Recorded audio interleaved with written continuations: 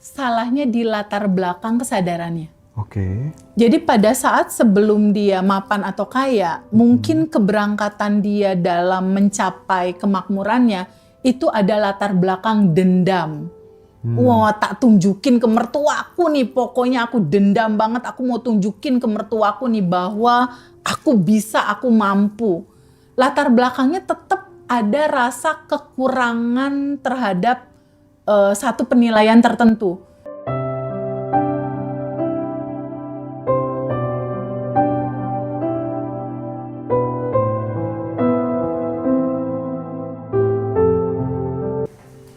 Jadi sebetulnya kehidupan aku tidak diinginkan. Kok kamu tahu kamu mau diaborsi? Aku pernah diceritain sama adiknya mama. Oh iya. Jadi kakakku lahir, umur berapa bulan ibunya udah hamil lagi. Dia baby blues gitu, ketakutan. Jadi si anak ini pada saat masih di dalam kandungan, itu ibunya udah minum jamu, Mas. Udah minum, pokoknya segala macam untuk menggagalkan keberadaan dia gitu. Sampai pada akhirnya segala macam dicoba, pertumbuhannya masih tetap berjalan. Cek ke dokter lah, dokter bilang, enggak Bu, ini aman-aman aja. Mau diterusin sama si ibu ini punya ketakutan baru. Tapi gini Teh, ini nih pembahasan seperti ini tuh sebenarnya salah satu cara untuk memutusnya biar nggak ngulang terus. Karena kan bagaimanapun juga orang tua kita, ibu bapak kita itu kan nggak bisa disalahkan nggak juga bisa, nggak bisa. Ini perjalanan. Karena mereka nggak pernah mendapatkan edukasi seperti ini. Betul. Ini kan soal SDM dan lain sebagainya. Nah makanya andai kata kemudian mulai dari saat ini konten-konten kita tuh menyasar generasi muda. Betul. Ya ini kayaknya memutus secara kolektif mata itu rantai. ini sih. Betul Mas, betul sekali. Gimana mau nyalain bapak ibu kita, orang pendidikannya ya kita tahu sendiri kan. Iya, sebetulnya di dalam kehidupan ini nggak ada yang perlu dipersalahkan Mas. Nah. Lawang semua perjalanan kehidupan ini adalah kehidupan yang menyenangkan, bertumbuh dalam kesadaran. Kesadaran yang bertumbuh Mas. Iya. Jadi nggak perlu disalahin, karena Betul. apa? Kenapa Mas nggak perlu disalahin? Orang solusinya gampang kok. Gampang solusinya. Ini ada sedih, ini ada luka, ini ada cemas. Kalau kamu menolak terus, kamu nggak terima, kamu tolak, kamu terima. Udah tahu nih sekarang nih teman-teman udah mulai tahu nih. Yang ditolak itu looping. Yang ditolak itu terjadi lagi. Pertanyaannya, kamu mau? Itu berulang-ulang terus. Nggak mau Teh. Nah kalau nggak mau, diikhlasin boleh nggak? Kan cuma gitu doang. Iya. Kan cuma gitu doang Mas solusinya. It's okay, mau warna kamu hitam, kuning, merah, whatever. Sama kok kayak masa kecil aku. Masa kecil aku juga nggak mulus. Nggak bagus-bagus banget. Aku, papa mama cerai. Aku pernah cerita deh, kayaknya aku pernah nggak sekolah. Pernah cerita, aku pernah nggak sekolah setahun. Nggak bagus-bagus banget, tapi itu kan keindahan ceritanya semua perjalanan hidup kita gitu loh. Nggak masalah dong ada warna-warni kehidupan. Karena kan dalam kehidupan kita tuh harus mengalami semua spektrum rasa. Iya. Nggak masalah. Ini. Yang penting kan di titik sekarang Mas. Iya. Mau tetap diterusin di identitas lama? Atau mau ganti jalur? Dan yang beruntung memang teman-teman di era seperti ini tuh bisa belajar dengan sangat mudah kayak gini ya. Ngaji Roso kenapa sering live di TikTok dan lain sebagainya? Ya karena kita menyadari memang untuk belajar itu nggak semuanya orang punya uang. Betul. Nah oleh sebab itu bagi yang nggak punya uang juga Bisa kok. kalau orang Jawa ya ojo kaken cangkem. Yang sudah berhasil hanya nonton video gratisan itu udah banyak sekali di Ngaji Roso gitu. Banyak banget. Dan aku tuh setiap hari admin tuh selalu bilang, Mbak Vina, Mbak Jinda ya, Mbak Dara, Lala bilang ini Mas Habib bilang terima kasih belum pernah gara-gara Ngaji Roso gitu. Jadi ya karena memang dirimu males aja sebenarnya untuk praktek. Iya betul. Kuncinya itu. Kuncinya Udah, cuma itu doang. Ya, bener-bener kata temanku yang Mbak Karisma bilang enggak itu tuh mah alasan aja mereka. Kalau praktek mesti berubah hidupnya. Pasti. Mereka bilang nggak berubah karena mereka nggak praktek. Ya. Karena mereka nggak praktek. Gitu. Betul. Dan mereka nggak mau duduk untuk menerima. Nah. awalan pertamanya duduk untuk menerima realitamu kayak gini. Aku ada utang misal, aku disakitin, aku lagi drop, aku lagi bangkrut. Ya udah terima aja dulu. Terima, duduk. Oh iya ya, kondisi aku seperti ini. Nah, tapi ingat satu hal. Hukum alamnya semua sementara kok. Ada siang, Iya. ada durasi waktu tertentu, malam berikutnya. Oke. Ada malam, durasi waktu tertentu, terang lagi dia. Kan nggak selamanya, Mas. Ada juga pola yang model kayak gini Teh. Jadi dia tuh nggak gampang percaya sama orang gitu. Dikit-dikit tuh kayak curiga terus gitu. Atau kemudian takut ditinggalkan gitu ya. Jadi hal-hal seperti ini kan kalau kemudian nggak ada yang nggak ada yang cerita, nggak ada yang berbagi gitu, penyelesaiannya bagaimana gitu. Sementara kawan juga standar aja, nggak ada yang jauh di atas kita levelnya gitu kan. Nah makanya dengan hadirnya TVB gitu ya, termasuk banyak sekali kemudian teman-teman gitu ya yang mulai naikkan video-videonya TVB, itu tuh bagiku blessing sekali, hadiah buat siapapun ya yang ingin belajar gitu. Karena menurutku kalau nggak belajar udahlah stagnan gitu. Nggak bisa. Ya. Karena di semua literatur manapun Mas Hendra, ilmu pengetahuan adalah lentera, adalah cahaya. Kebayang nggak Mas? Kalau kita jalan dalam kehidupan ini dalam gelap, nggak ada cahaya, nggak ada lenteranya, pasti jedak-jeduk apa aja, kena tembok lah, kena inilah gitu loh. Jadi sadari sama teman-teman, ilmu pengetahuan itu penting sekali. Dan di era sekarang itu sangat mudah diakses. Dan aku bersyukur sekali ya Mas Hendra, membuat Abundant Revolution 17 ya, yang channel untuk teman-teman yang mau menggali lebih dalam, belum memungkinkan masuk kelas, opsinya ada yang free dulu aja ikutin, tapi kalau mau tahu lebih dalam juga bisa membership di situ. Jadi banyak jalan sebetulnya. Tinggal sebuah keputusan aja kalau masih realitanya nggak nyaman, masih mau pakai identitas lama, atau kamu mau terbuka untuk menerima sejatinya kamu yang sebetulnya segalanya tuh udah tersedia dalam kelimpahan. Seperti yang disampaikan sama TVB, ternyata orang mau bergabung jadi member YouTube-nya Ngaji Roso dan Abundant Revolution itu nggak semuanya orang bisa. Nah, teman-teman yang nggak bisa, silahkan chat nomor admin, nanti akan dibantu langsung sama Mas Habib. Jadi Mas Habib itu sekarang dia mengkoordinir banyak sekali clipper re-uploader video Ngaji Roso. Ya, teman-teman bisa mendapatkan penghasilan bulanan dengan naikkan video-videonya Ngaji Roso, tapi nanti akan dikasih arahan sama Mas Habib ya. Jadi sekarang banyak Teh. Oh, temennya ibu-ibu semua pasti.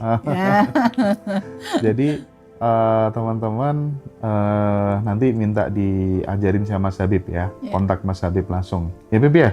Sip. Oke. Terima kasih. Kalau untuk informasi pembelian buku itu Teh, lewat Badara ya? Badara dong, lewat Badara. Ada buku syukur, buku goal, buku asumsi. Yang ini 1 tahun sekali aja ditulis. Yang buku asumsi ini malam hari, realitas seperti apa yang kamu mau itu terjadi di besok, tulis realitanya di sini. Lalu yang buku syukur ini pagi hari. Apa saja yang kamu syukuri, ini yang membuka pintu kemudahan. Buat alumni yang nanti sekiranya belum punya, nanti bisa dapatkan di saat acara offline di Surabaya. Betul, itu diberikan free pas acara offline. Pas kelas batch 26 batch 26 offline ya? Itu dapat. Betul. Nah sekarang kembali lagi soal tadi ya, terkadang orang yang sering tersakiti itu justru menimpa orang-orang yang sebenarnya dia itu tulus.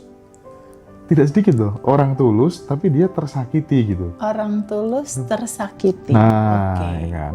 Nah kira-kira ini nih gimana gitu? Apakah karena memang belum matang, tulusnya itu masih sebatas jadi batas sering jadi luka aja, bukan tulus yang memang Bisa berasal jadi dia dari salah, sebuah bisa jadi dia salah kesadaran. ucap, Mas. Gimana tuh? Bisa jadi dia salah ucap. Ya Allah, berikanlah aku kekuatan. Heeh. Ya dengan ya Allah, berikanlah aku kekuatan. Ya Allah, berikanlah aku Oh, kekuatan. iya, Berikanlah aku iya, iya, kekuatan. Ya semesta membalas doa dia dengan memberikan orang-orang yang ngeselin, yang nambah dia jadi kuat Bisa gitu. jadi ya. Atau ya Allah, berikanlah aku kesabaran, berikan kekuatan gitu. Atau intinya ginilah, realita kehidupan kita tuh cuma cerminan kayak gini aja lah. Semua apapun yang terjadi di dalam pantulan cermin ini menggambarkan isi daleman batinmu. Kalau masih disakiti, berarti ada yang masih belum selesai, gitu aja udah. Ada yang masih belum selesai kamu terima, kamu rasakan, kamu sadari, kamu rasakan total, itu ada yang belum selesai berarti. Kamu masih ada yang ngeganjel gitu.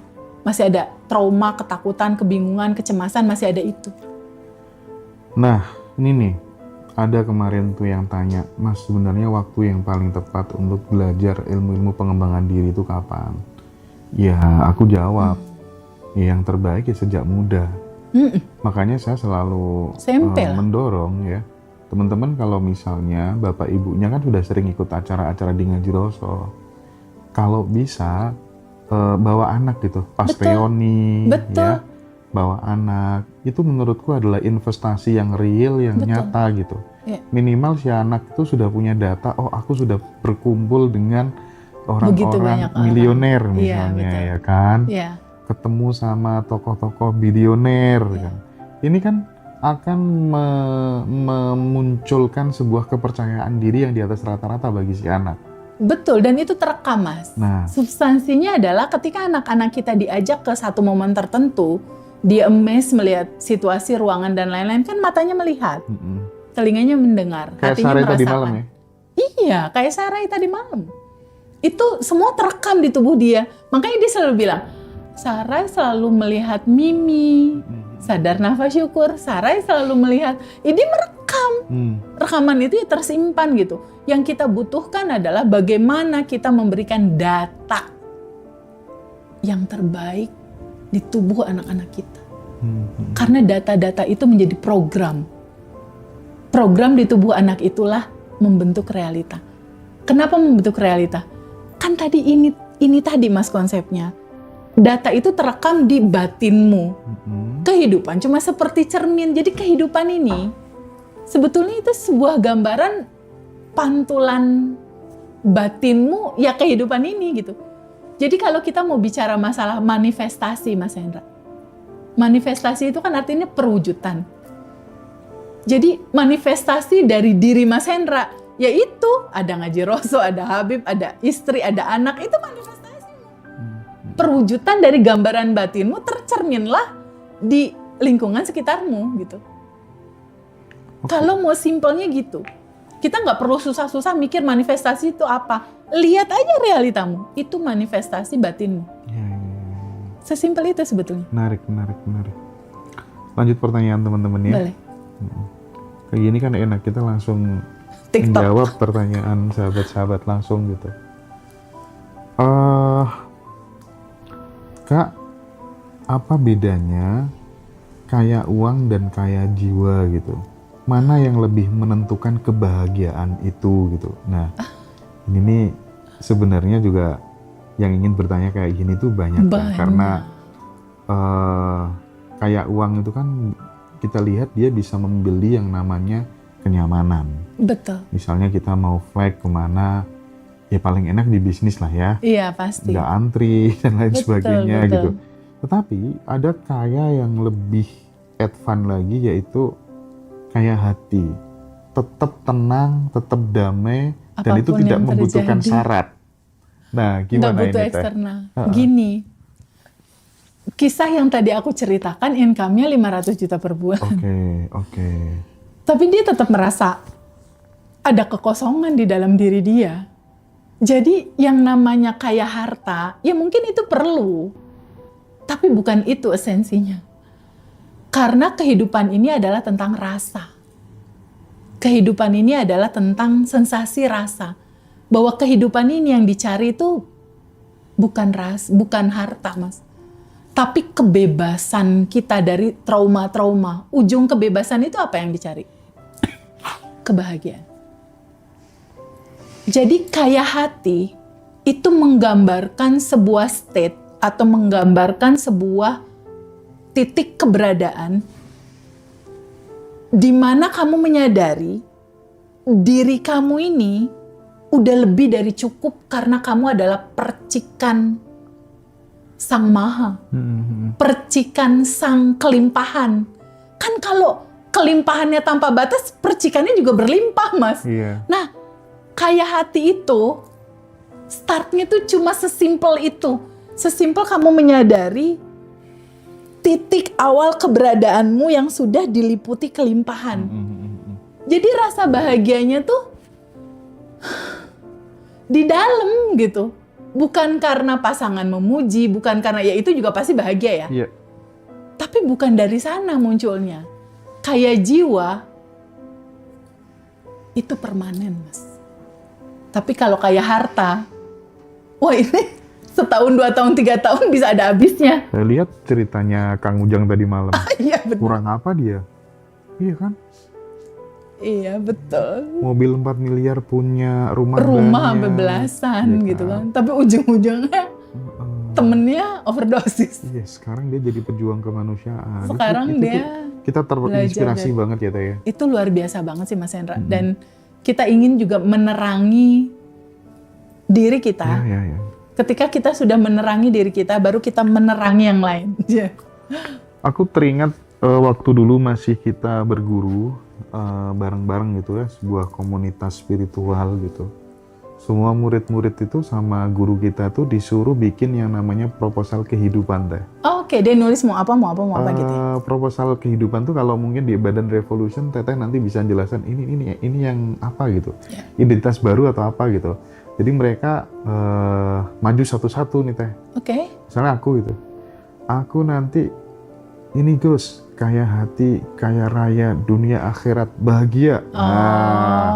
Kamu oke. apa? Kamu apa? Kamu apa? Oke. Itu tuh membantu Nyampein loh. goalnya. Nah, Oke. maksudnya kan itu menurutku adalah self ideal ya nggak sih? Betul, self ideal, Iya. betul. Seperti apa yang kamu inginkan di masa depan.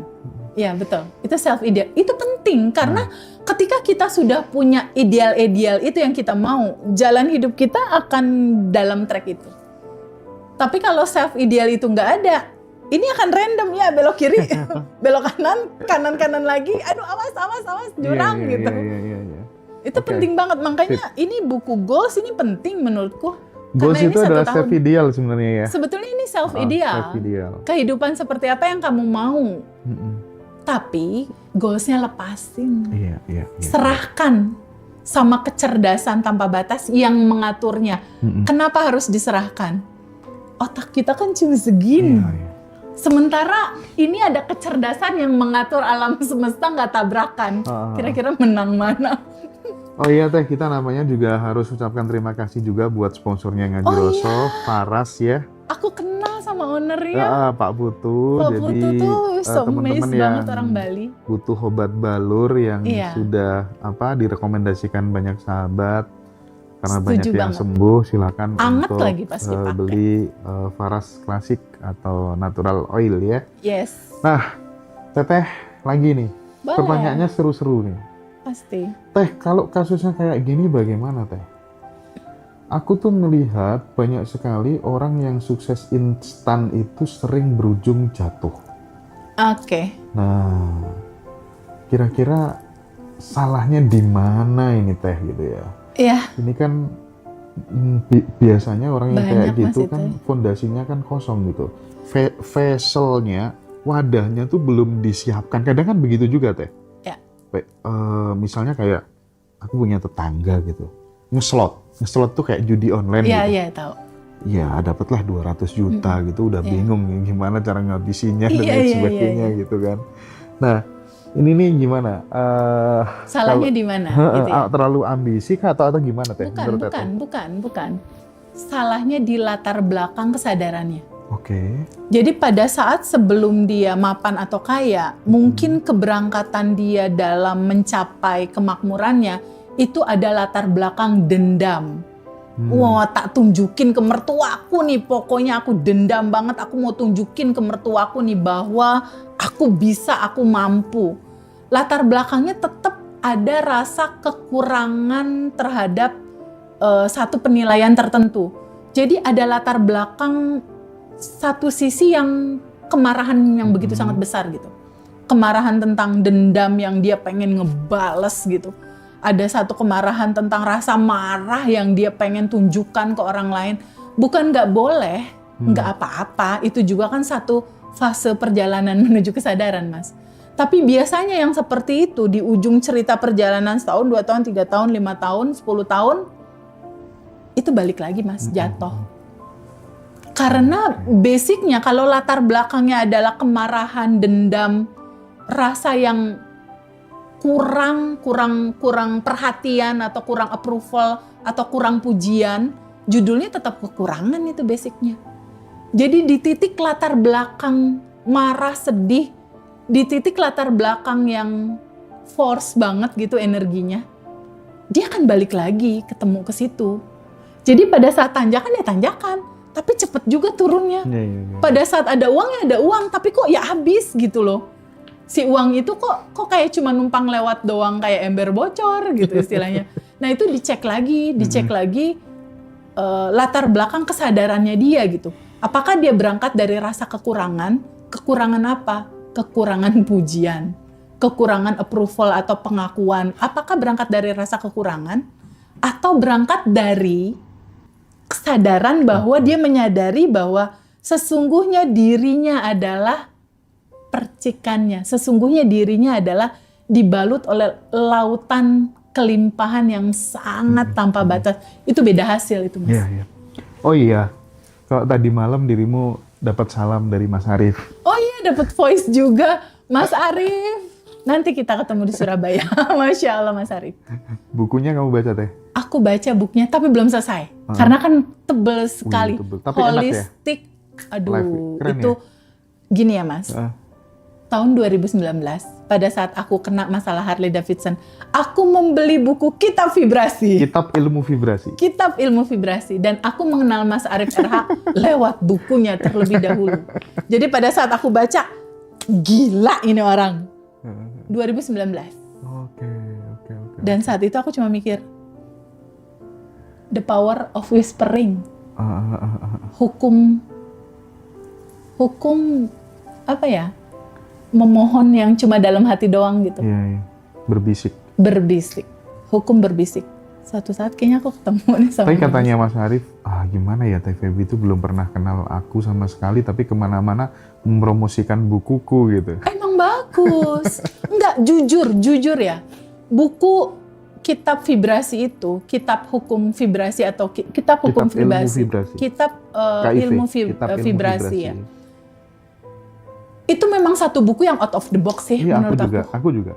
Out of the box. Jadi aku banyak wow, banyak relate lah intinya dengan kehidupan kita gitu. Itu relate sama hukum semesta gitu. Betul, jadi aku sebetulnya udah banyak belajar dari mana-mana, terus jadi kayak dirangkumin gitu dalam tulisan di situ. Kemarin aku kan bawa buku banyak. Ya. Nanti bawa lagi dong pas acara. Dia kaget. Gila Mas Hendra. Buku segitu banyaknya habis. Iya. Padahal harganya nggak murah loh.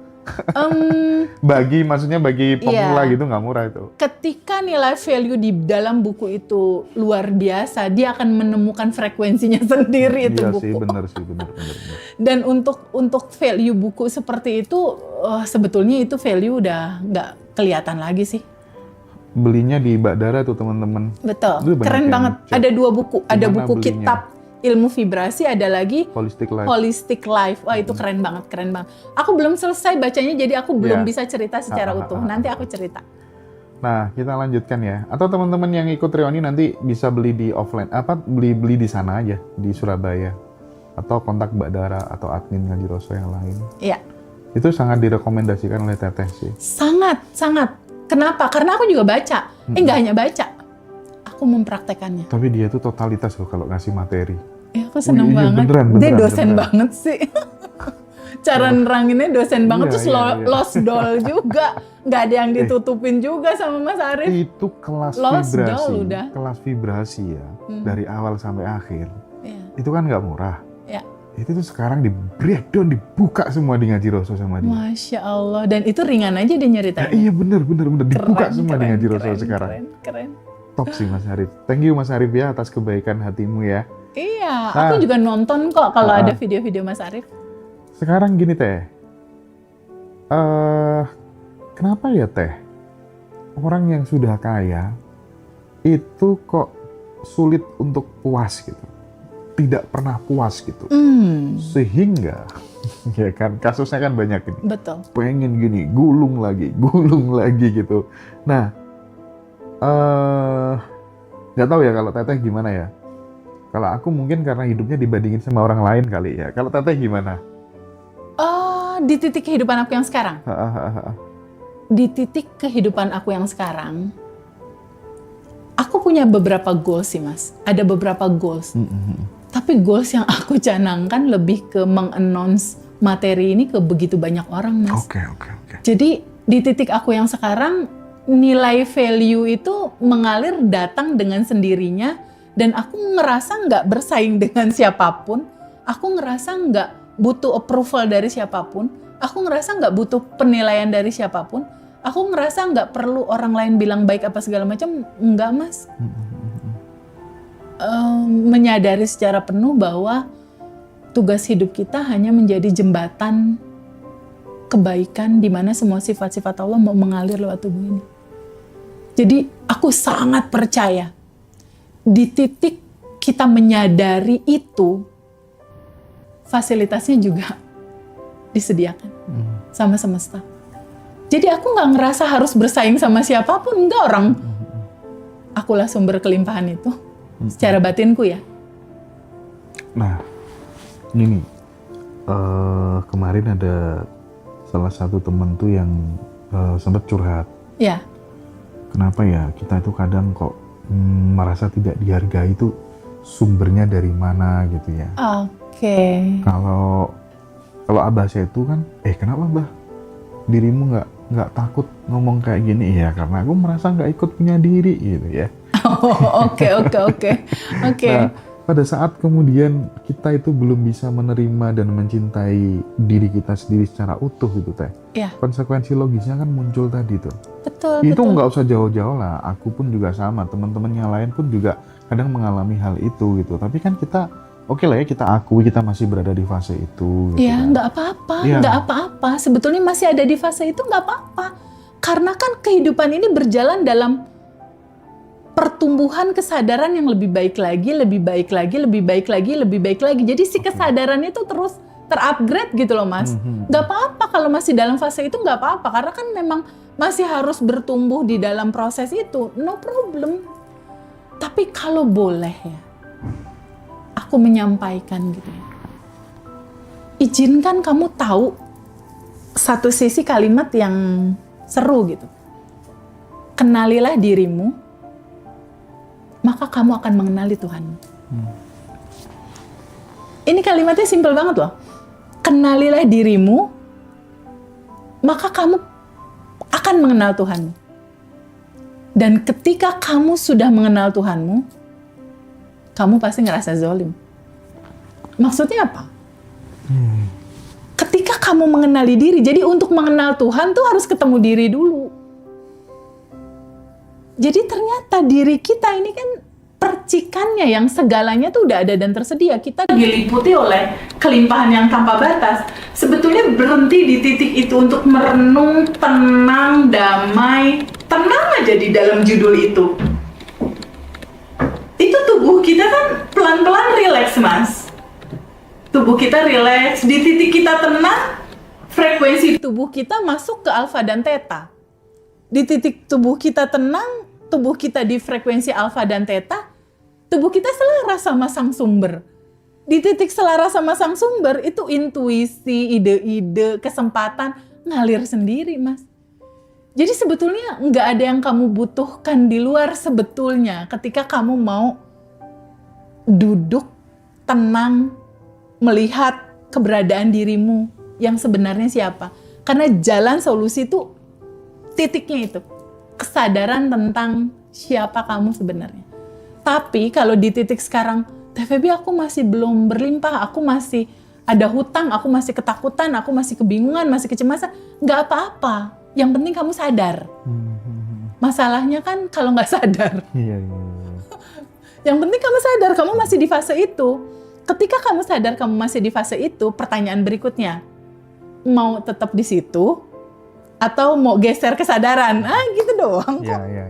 Orang permainannya cuma gitu. Kemarin aku seneng banget ya, ada peserta private online, Mbak Dara kasih tahu umur 33 tahun, belajar nih. Pas sudah belajar, bab 1 kaget dia. Oh, ternyata aku ini. Bab 2, oh cara kerjanya semestanya begini. Bab 3 masuk rilis dan lain-lain. Ujungnya dia cuma bilang gini, ketawa dia. Kenapa kamu ketawa sayang? Oh jadi gini teh cara mainnya. Cara mainnya kayak gini teh. Cuma nge-set up rasa di sini doang teh. Ini permainan yang asik teh. Iya. Jadi kan ini cuma cerita hidup ini hanya permainan dan senda gurau belaka. Di surat apa itu? Al-An'am. Diceritakan hidup ini hanya permainan dan senda gurau belaka. Kalau permainan itu kan ada aturan mainnya, Mas. Iya. Ayo kita pelajari aturan mainnya. Oh ternyata diri kita sejatinya ini. Oh kamu berkelimpahan. Nah. Oh ternyata aturan mainnya kayak cermin cuma mantulin. Oh oke. Berarti yang ada di dalam seperti apa yang ada di dalam seperti itulah yang di luar. Kan cuma simpel kayak gitu. Terus cara mainnya ya udah. Kalau kamu menginginkan sesuatu realita terjadi dalam kehidupanmu, wujudkan dulu rasa itu di ranah batinmu. Ketika di ranah batinmu sudah tercipta, dia pasti memantul dalam realita. Jadi sebetulnya Mas Hendra, kitalah yang menciptakan realita kita. Iya. Kitalah yang menciptakan realita kita. Lewat apa? Semua data di batin. Kitalah yang menciptakan realita kita. Coba Mas Hendra sadari sebentar. Ini Mas Hendra nih punya realita seperti ini. Yang nyiptain siapa? Ranah batinmu. Lewat apa? Pasti sebelumnya pernah dipikirin. Yang kayak gini-gini. Pasti sebenarnya pernah dirasakan. Pasti sebenarnya pernah disyukuri. Kitalah yang menciptakan itu Kalau semua. katanya Bosman, manusia adalah pencipta kedua setelah Tuhan, co-creator to God gitu. Betul. Jadi mind is creating gitu ya. Iya. Pikiran itu mencipta gitu. Betul. Salah satunya itu. Allah mencipta grand design besarnya, Mas. Iya. Besarnya itu maksudnya apa? Kalau kamu makan cabai kebanyakan, takdirmu sakit perut. Gitu. Grand design besarnya itu diciptakan memang. Kalau kamu makan lemak kebanyakan ya udah penyumbatan Iya. pembuluh darah gitu istilahnya. Aturan mainnya dibikin dulu seperti cermin. Jadi semua sistem kerja semestanya dibikin dulu rapih. Baru diciptain manusia. Nah,